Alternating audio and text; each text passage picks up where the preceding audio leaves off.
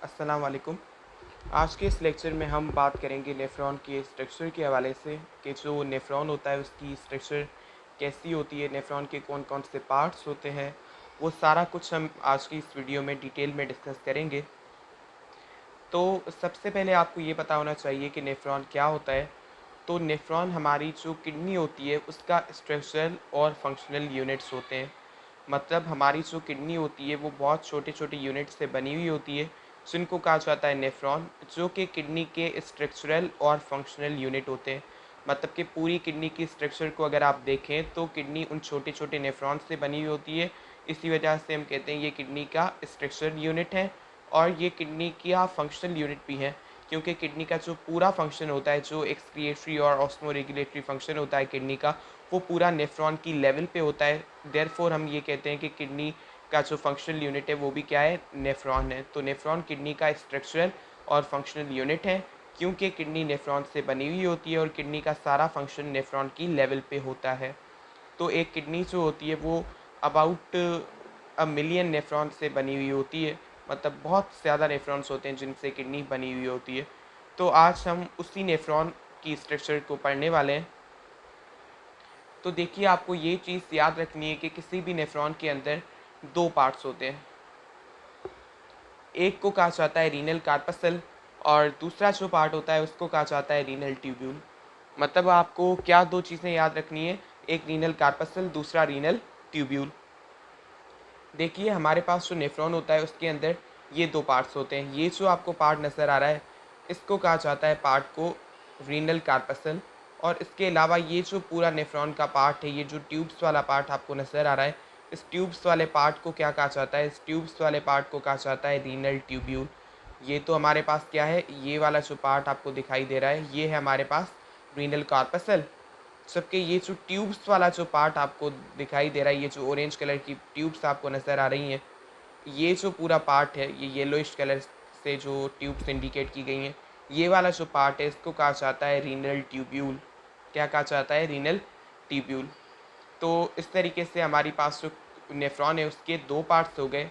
सबसे पहले एक रीनल कार्पसल, दूसरा रीनल ट्यूब्यूल।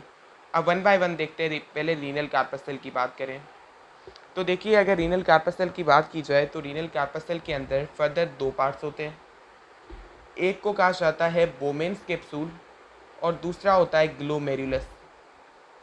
इसका क्या मतलब हुआ कि हमारे पास जो रीनल कार्पसल है उसके अंदर क्या होता है, एक कप लाइक पूरा एक स्ट्रक्चर होता है जिसको कहा जाता है बोमेन कैप्सूल। और दूसरा होता है उसी बोमेन कैप्सूल के अंदर एक कैपिलरीज का नेटवर्क जिसको कहा जाता है ग्लोमेरुलस कैपिलरीज नेटवर्क। क्या कहा जाता है उसको, ग्लोमेरुलस। तो ग्लोमेरुलस एक्चुअली क्या होता है, ग्लोमेरुलस कैपिलरीज का नेटवर्क होता है जो कि प्रेजेंट होता है किसके अंदर, ये जो बोमेन्स कैप्सूल है इसके अंदर बंद हुआ होता है। इस नेटवर्क को कहा जाता है ग्लोमेरुलस। तो ये कैपिलरीज का नेटवर्क होता है और इसके अराउंड ये जो कप लाइक हमें स्ट्रक्चर नज़र आ रही है इसको कहा जाता है बोमेन्स कैप्सूल और ग्लोमेरुलर कैप्सूल। क्योंकि इस कैप्सूल के अंदर ग्लोमेरुलस मौजूद है तो इसको ग्लोमेरुलर कैप्सूल भी कहा जाता है, या इसका जो मेन नाम हम देते हैं वो है बोमेन्स कैप्सूल।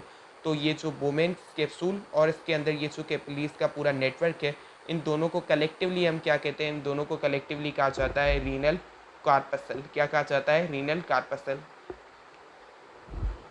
अब देखिए, ये हमारे पास जो पूरा रीनल ट्यूब्यूल वाला पार्ट है, ये जो ट्यूब्स हैं, तो इस ट्यूब के अगर आप एंड को देखें तो ये जो हमारे पास वोमेन कैप्सूल है, ये इस एंड के ऊपर मौजूद एक एक्सपेंशन है। एक्सपेंशन का मतलब कि एक एक्सपेंडेड स्ट्रक्चर, मतलब एक बड़ी सी स्ट्रक्चर है जो कि मौजूद कहाँ पे, जो ये रीनल ट्यूब्यूल है इसके बिल्कुल जो एंड है वहाँ पे मौजूद है। तो इसको हम क्या कहते हैं, it's the expanded structure that is present at the end of this renal tubule. तो ये जो बोमेन कैप्सूल है इसके अंदर ग्लोमेरुलस कैपिलरीज का नेटवर्क के दोनों को कलेक्टिवली हम क्या कहते हैं, रीनल कार्पसल। ठीक है। तो ये जो हमारे पास बोमेन कैप्सूल होता है इसको, ये एक एक्चुअली डबल वॉल्ड स्ट्रक्चर होती है पूरी, जो कि कप लाइक होती है और ये डबल वॉल्ड होती है। और ये किसको सराउंड करती है, ये सराउंड करती है ग्लोमेरुलस कैपिलरीज के नेटवर्क को। तो इसको ग्लोमेरुलर कैप्सूल भी कहा जाता है, क्योंकि ये एक ऐसा कैप्सूल है जो कि ग्लोमेरुलस कैपिलरीज को सराउंड करता है, उसके ये अराउंड मौजूद होता है। तो ये जो ग्लोमेरुलस कैपिलरीज का नेटवर्क और ये जो उसको सराउंड करने वाला जो हमारे पास वोमेन्स कैप्सूल है, इन दोनों को हम क्या कहते हैं, रीनल कार्पसल। तो अब अगर आप देखें तो ये जो हमारे पास रीनल कार्पसल वाला पार्ट है, इस रीनल कार्पसल वाले पार्ट से आगे जो अब शुरू होगा वो होगा हमारे पास रीनल ट्यूब्यूल। क्या होगा? रीनल ट्यूब्यूल होगा। तो देखिए जहाँ पे ये जो हमारे पास मौजूद होता है ये रीनल कार्पसल वाला पार्ट, मतलब कि ग्लोमेरुलस कैपिलरीज वाला नेटवर्क, और ये बोमेन कैप्सूल, ये होता है किडनी का कॉर्टेक्स। क्या होता है? कॉर्टेक्स। मतलब कि जो नेफ्रॉन होते हैं उनका ये जो पार्ट होता है ये कौन से रीजन के अंदर मौजूद होता है? ये कॉर्टेक्स के अंदर प्रेजेंट होता है पूरा। तो अब ये जिस रीजन के अंदर मौजूद है, मतलब कि पूरा ये जो कॉर्टेक्स वाला रीजन आपको नज़र आ रहा है, ये वाला जो रीजन आपको दो रीजन से यहाँ पे दिखाई दे रहे होंगे। एक ये नीचे वाला रीजन जो कि थोड़ा ग्रीनिश शेड के अंदर दिखाया गया है, ये है मेड्यूला। और ये ऊपर वाला जो रीजन है ये क्या है हमारे पास? ये है कॉर्टेक्स। ये क्या है? कॉर्टेक्स। तो यहाँ पे ये जो प्रेजेंट होगा ये कॉर्टेक्स के अंदर प्रेजेंट होगा। कौन सा? ये जो बोमेन कैप्सूल और ग्लोमेरुलस कैपिलरीज वाला नेटवर्क है ये। तो इससे आगे जो अब रीनल ट्यूब्यूल का पार्ट होगा वो भी किसके अंदर मौजूद होगा? वो भी होगा कॉर्टेक्स के अंदर। तो इस बोमेन्स कैप्सूल से आगे आपको नज़र आएगा एक क्वाइल्ड बिल्कुल ट्यूब्यूल, एक आपको क्वाइल्ड ट्यूब्यूल नज़र आएगी बिल्कुल बोमेन कैप्सूल के आगे, जो कि प्रेजेंट होगी कॉर्टेक्स के अंदर। और उस क्वाइल्ड ट्यूब्यूल को कहा जाता है प्रॉक्सिमल कॉन्विलेटेड ट्यूब्यूल। मतलब कि हमारे पास जो बोमेन्स कैप्सूल होता है उसके बिल्कुल आगे से एक क्वाइल्ड ट्यूब्यूल निकलती है जो कि कॉर्टेक्स के अंदर मौजूद होती है, और उसको क्या कहा जाता है? उसको कहा जाता है प्रॉक्सिमल कॉन्विलेटेड ट्यूब्यूल। तो प्रॉक्सिमल कॉन्विलेटेड ट्यूब्यूल एक्चुअली हमारे पास रीनल ट्यूब्यूल का एक पार्ट है, एक ट्यूब है जो कि क्वाइल्ड होती है। तो ये ऐसी क्वाइल्ड ट्यूब्यूल है जो कि हमारे पास बोमेन कैप्सूल के बिल्कुल आगे से शुरू होती है, और ये रीनल जो हमारे पास कॉर्टेक्स है उसके अंदर मौजूद होती है, किडनी का जो कॉर्टेक्स वाला पार्ट है। तो ये जो हमारे पास स्ट्रक्चर है जो कि है प्रॉक्सिमल कॉन्विलेटेड ट्यूब्यूल, ये कॉर्टेक्स के अंदर लाई करती है, और ये क्वाइल्ड ट्यूब्यूल है जो कि बिल्कुल बोमेन कैप्सूल के आगे से स्टार्ट होती है। अब ये जो हमारे पास प्रॉक्सिमल कॉन्विलेटेड ट्यूब्यूल है, जो ये क्वाइल्ड ट्यूब्यूल है, ये क्या करती है? थोड़ा डिसेंड डाउन होती है। डिसेंड डाउन का मतलब कि नीचे आती है, मतलब नीचे आती है, बिल्कुल डिसेंड होती है, डाउन होती है। और ये मेडुला में आके क्या करती है? एक यू शेप टर्न खाती है, और ये फिर से चली जाती है किसके अंदर? कॉर्टेक्स के अंदर। मतलब ये क्या करेगी? ये एक्चुअली जो ट्यूब्यूल है ये आएगी, कॉर्टेक्स है, ये पूरा रीजन है कॉर्टेक्स।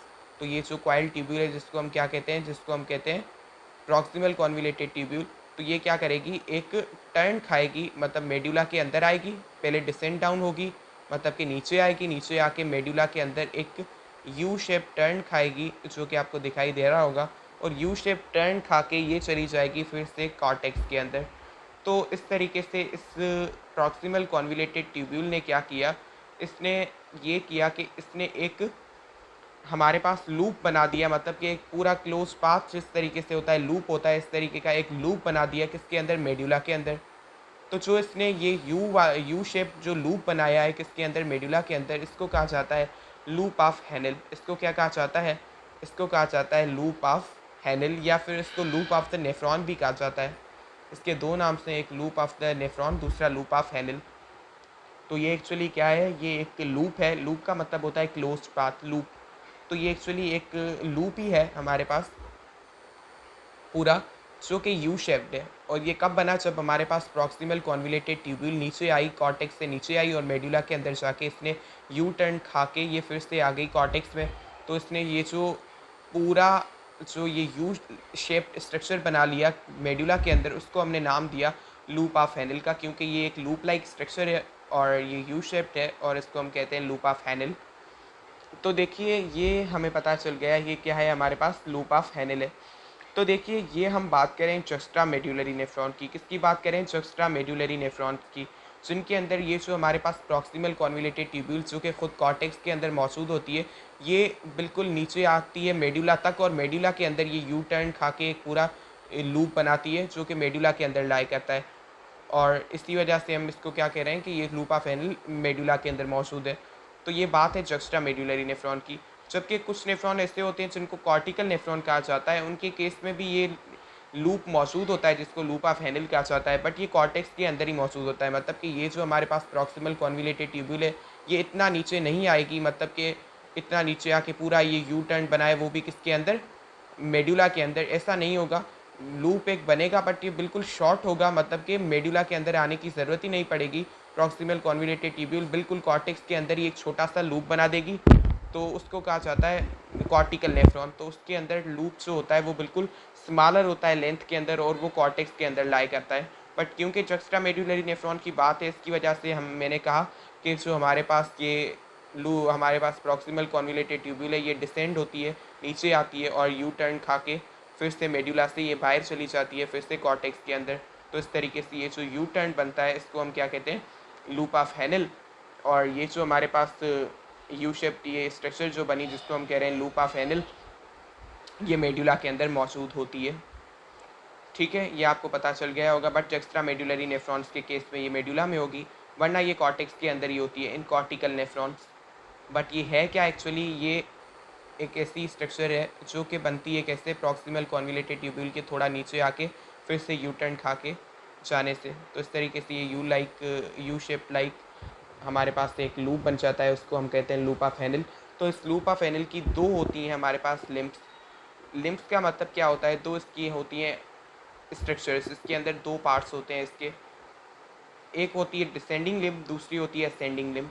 ये जो आपको नज़र आ रही है, मतलब ये प्रॉक्सिमल कॉन्वोल्यूटेड ट्यूब्यूल जैसे नीचे आया तो नीचे आके इसने जो ये लूप पूरी ये जो लिम्ब बनाई, तो इसको हम कहते हैं डिसेंडिंग लिम्ब। जो प्रॉक्सिमल कॉन्वोल्यूटेड ट्यूब्यूल जैसे ही नीचे आती है कॉर्टेक्स से मेडुला में, तो ये जो लिम्ब बना रही है उसको कहा जाता है डिसेंडिंग लिम्ब। फिर ये जो डिसेंडिंग लिम्ब जो है हमारे पास, डिसेंडिंग लिम्ब ये जैसे ऊपर जा रही है, तो दूसरी जो हमारे पास लूप ऑफ हैनल की लिम्ब बन रही है इसको कहा जाता है असेंडिंग लिम्ब। क्योंकि ये नीचे आ रही है तो डिसेंडिंग लिम्ब हो गई, ये ऊपर फिर से जा रही है तो ये हो गई असेंडिंग लिम्ब। इस तरीके से इसकी दो लिम्ब्स होती हैं, डिसेंडिंग लिम्ब और असेंडिंग लिम्ब, किसकी, हमारे पास लूप ऑफ हैनल की।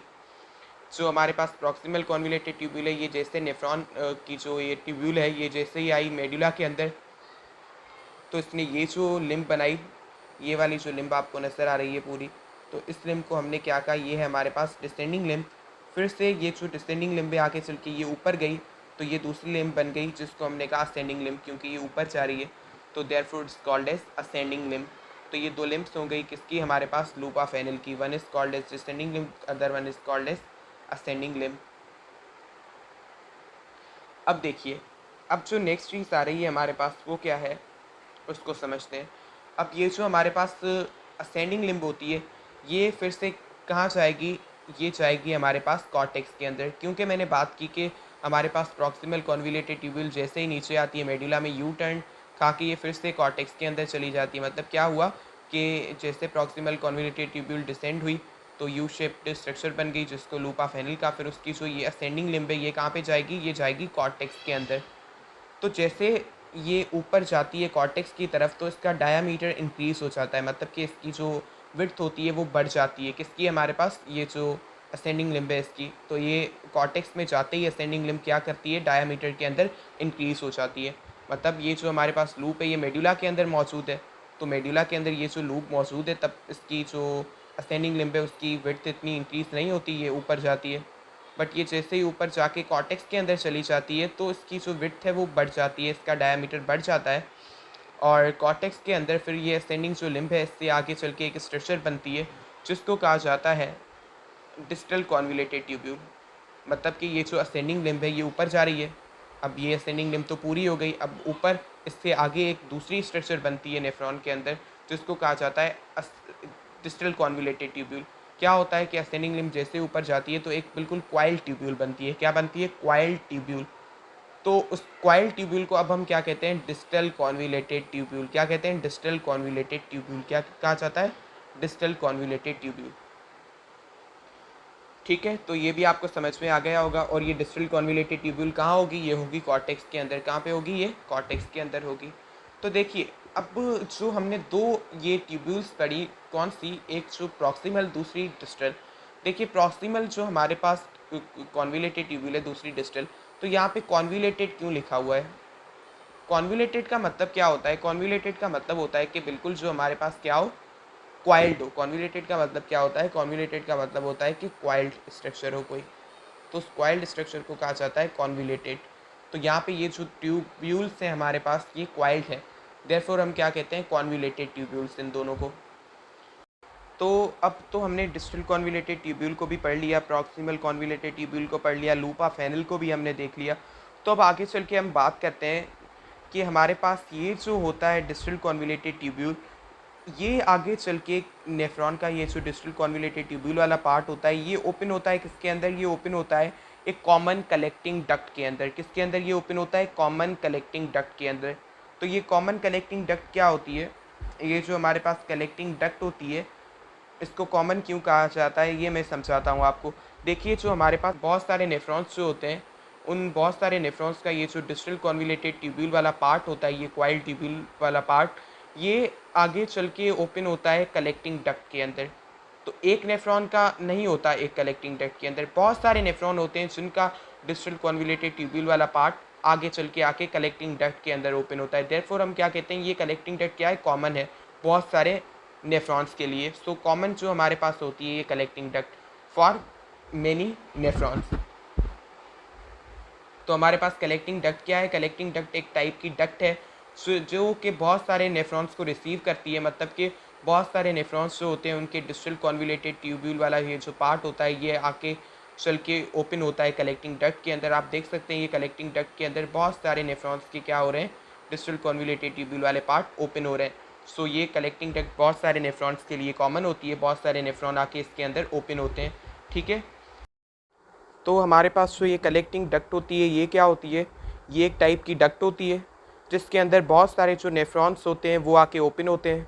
जो नेफ्रॉन्स होते हैं उनका डिस्टल कॉन्विलेटेड ट्यूब्यूल वाला जो पार्ट होता है वो आके कलेक्टिंग डक्ट के अंदर ओपन होता है, और इस तरीके से एक कलेक्टिंग डक्ट के अंदर बहुत सारे नेफ्रॉन्स आके ओपन होते हैं।